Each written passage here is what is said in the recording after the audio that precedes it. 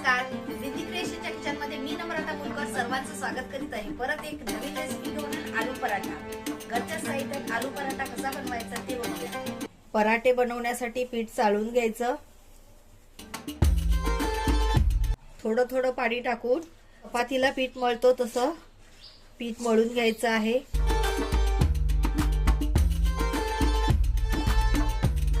त्यावर थोडंसं तेल टाकायचंय।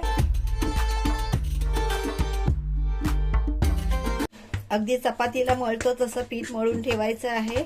बटाट्याचं सारण तयार करतपर्यंत असं झाकून ठेवून देऊया। बटाटा किसून घ्यायचा आहे, किसून घ्यायचा किंवा स्मॅश करून घ्यायचा। अशा प्रकारे सर्व बटाटे किसून घ्यायचे आहेत। बटाटा किसून झालेला आहे। आता यामध्ये हे सगळे मसाले ऍड करायचे आहेत। इथे बटाट्यामधला मॉइश्चर कमी होण्यासाठी पोहे मिक्सर मध्ये वाटून घेतलेले आहेत।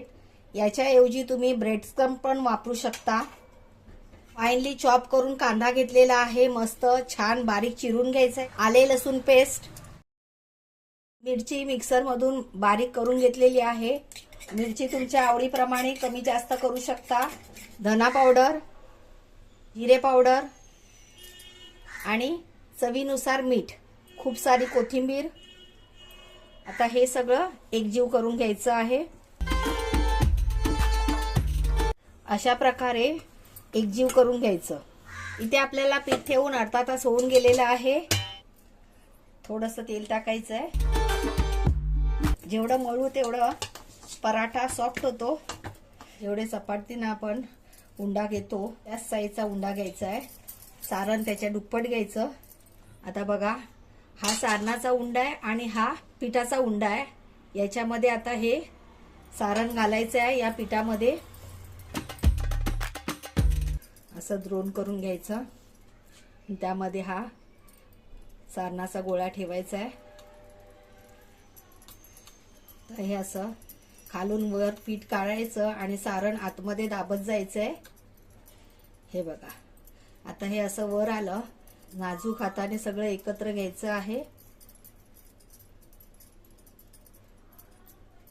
हे बघा, मॅट टाकून घ्यायची आणि मॅटवर पोलपाट ठेवायचा, म्हणजे पोलपाट सरकत नाही। गॅस चालू करून घेऊया। इथे पीठ टाकून घ्यायचं आणि असा हा उंडा पूर्णपणे हे सारण स्प्रेड करून घ्यायचं आहे, म्हणजे अगदी टोकापर्यंत बटाट्याचं सारण पोचतं।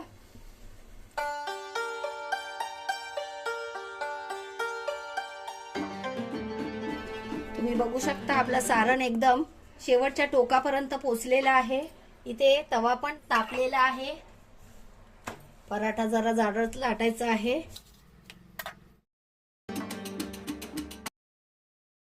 आता यावर तूप टाकायचं आहे। तूप किंवा तेल तुमच्या आवडीप्रमाणे तुम्ही टाकू शकता।